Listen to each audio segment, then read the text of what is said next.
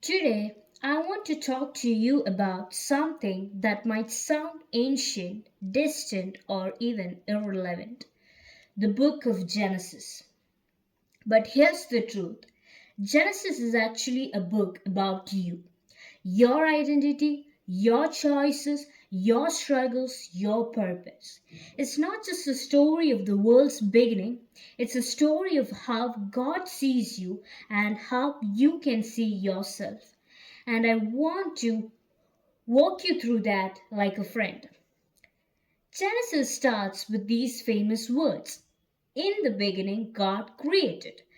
Before you ever breathed a breath, before you had a name, before your parents or grandparents even existed, God had you in mind. You aren't random.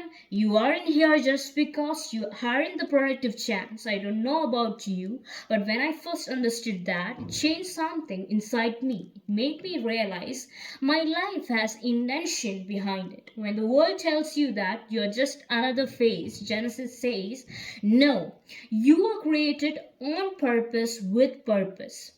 You carry the image of God. Genesis also tells us that humans were made in the image of God. Say that again because that's big. It means you are not defined by your grades, your popularity, your looks, your mistakes, or what someone else said about you.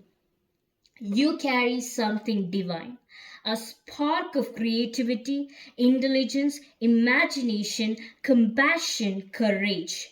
When you feel insecure, when you feel like you don't fit, when you feel like you are not enough, Genesis stands there, reminds you you bear God's image, even on your worst day that hasn't changed. Genesis understands the struggle. Sometimes we think the Bible is full of perfect people. Genesis breaks that myth instantly. It shows siblings fighting, families messed up, friends betraying each other, people struggling with fear, doubt, temptation, and anger. Honestly, it's like scrolling through the drama on social media. Adam and Eve made choices they regretted. Cain acted out of jealousy. Jacob lied. Joseph's brothers were jealous enough to sell him. Genesis is painfully real because it reflects real life, our life. It tells you you're not only one who messes up, and you are not the only one God still believes in. Your choices matter, but your mistakes don't define you. One of the biggest lessons from Genesis is that choices have consequences. And here's the thing: consequences are not the same as condemnation. Adam and Eve made mistakes, so did Abraham, so did Isaac, so did Jacob, so did Joseph's brothers. Yet God kept showing up, kept guiding, kept leading them forward, kept writing purpose into their story. Genesis wants you to know your mistakes are not the end. Your regrets are not your identity. God can turn even your wrong turns into a part of your story of growth. You might think you ruined something. Genesis says God can fix, restore, and redeem what you think is beyond repair. God works through imperfect people, including you. Let's be honest, we all feel not enough sometimes, not smart enough, not spiritual enough, not confident enough, not perfect enough. But look at the people in Genesis, none of them were enough on their own. Abraham doubted, Sarah laughed at God's promise, Jacob cheated people, Joseph came from one of the most dysfunctional families in history. Yet God used each one of them to do something world changing. What does that tell you? You don't have to be perfect for God to use you, you just have to be willing.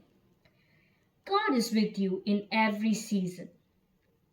One of my favorite parts of Genesis is Joseph's story.